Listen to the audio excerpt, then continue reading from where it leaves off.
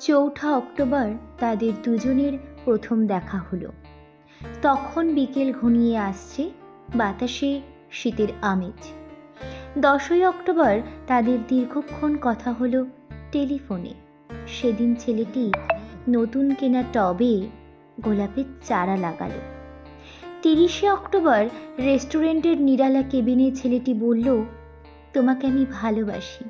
মেয়েটি লজ্জায় মাথা নিচু করে টেবিলে আঁকিবুকি কাটল। 12ই ডিসেম্বর গোলাপ গাছে কড়ি ধরল। মেয়েটি রেস্টুরেন্টে ছেলেটিকে জিজ্ঞাসা করল, কেন ভালোবাসো আমায়? আমি সুন্দরী তাই? তোমার চেয়েও সুন্দরী আছে কত। আমার বাবার প্রচুর অর্থ তাই? তোমার বাবার চেয়েও এখানে বড় লোক কম আছে। তাহলে ভালোবাসি ভালোবাসি, তাহার আবার কারণ হয় নাকি?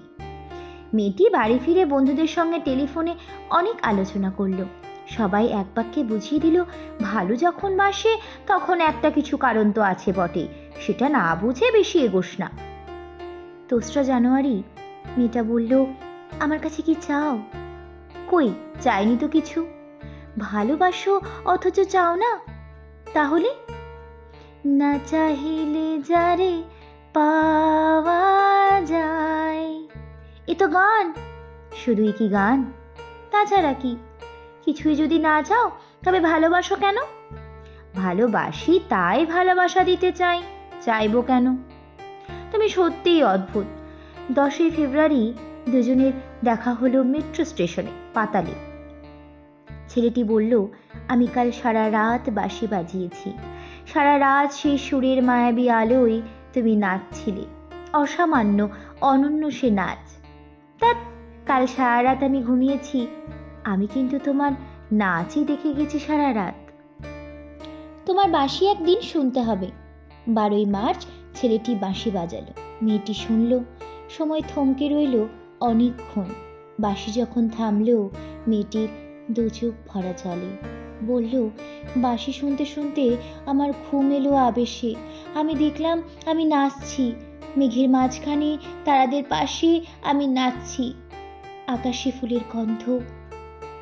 ডাক্তার আমাকে বাঁশি বাজাতে নিষেধ করেছে।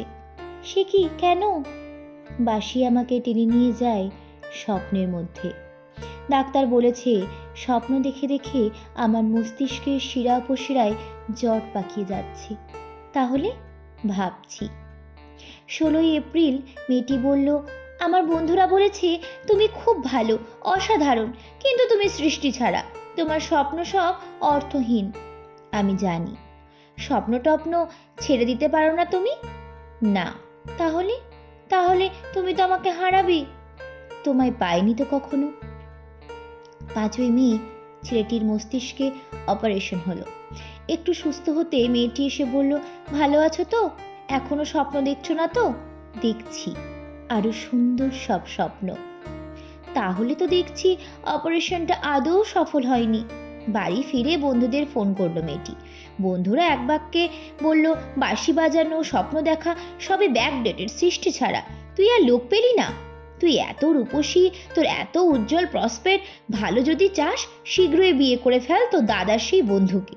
উনি তো শুনলাম কানাডাতে সেটেল করবেন। 7ই জুলাই মেয়েটি আবার জিজ্ঞাসা করলো, তুমি সত্যি কি চাও বলো তো? তুমি সার্থক আরো সুন্দর হয়ে ওঠো, ব্যাস, আর কিছু না। আর আর চাই স্বপ্ন দেখতে। ও, স্বপ্ন তাহলে তুমি ছাড়তে পারবে না? না। তাহলে থাকো তুমি তোমার স্বপ্ন নিয়ে।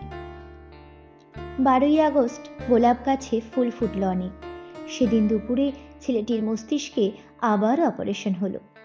13ই সেপ্টেম্বর ছেলেটি মারা গেল। 14ই সেপ্টেম্বর মেয়েটির শুভ বিবাহ সুসম্পন্ন হলো কানাডাগামী পাত্রের সঙ্গে। 20শে সেপ্টেম্বর গোলাপ গাছটি হঠাৎ ঝড়ে উপড়ে গেল।